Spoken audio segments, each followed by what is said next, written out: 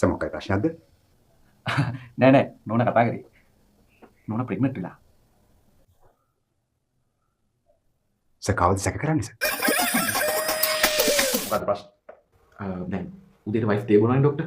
තේ බීලි ඉවර වෙලා එයා කෝප්පේ කනවා. කෝප්පේ කනවා? ඔව් ડોක්ටර්. කෝප්පේ කාලා අඬ ඉතුරු කරනවා. අඬ ඉතුරු කරනවා? ඉතින් මිනිස්සුયો අඬනේ රසම ටික. මහත්තයාට කියන්න ලොකු දෙයක් තියෙනවා. කියන්න ඕනේ කියන්න. ඕනේ දෙයක් කියන්න. එයා අයියා හිටියට කමක් නැහැ. මහත්තයා අපේ ළමයි 4 දෙනාගෙන් තුන්වෙනියා අනිත් ළමයින්ට වඩා වෙනස් කියලා මහත්තයාට හිතිලම නැහැ. ඔයා කියන්න හදන්නේ ඒ ළමයාගේ තාත්තා මම නෙවෙයි කියලාද? නෑ මහත්තයා. එයාගේ තාත්තා ඔයා තමයි. අද තිනෝ නයිට කීයක් කරලා ඉල්ලගෙන යන්න.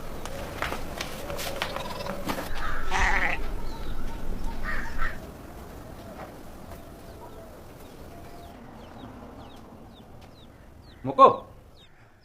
මහත්තයා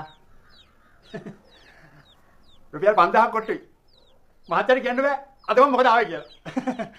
හරි. 5000 කොට්ටුයි. ආවෙ තින් නයිට කීයක් කරලා ඉල්ලගෙන යන්නේ නේ. පරාදයි. මහත්තයා ඔට්ටුවේ පරාදයි. මං ආවේ පෙරේද ණයට ගත්ත රුපියල් 1000 මහත්තයාට දීලා යන්න.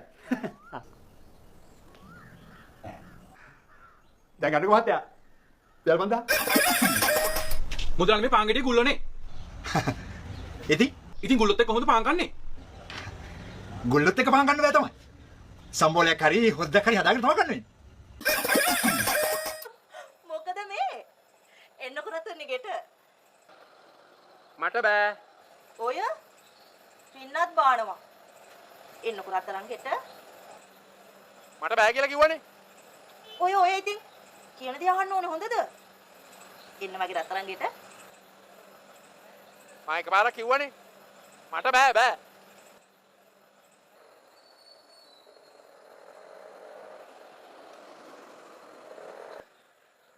ඇහුවට තරහ වෙන්න එපා.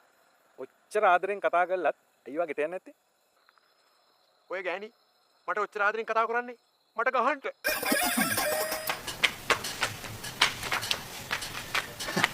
ඔක බරකුනේ. බුක් ෂොප් එකට ගියා. නියම පොතක් සෙට් වුණා.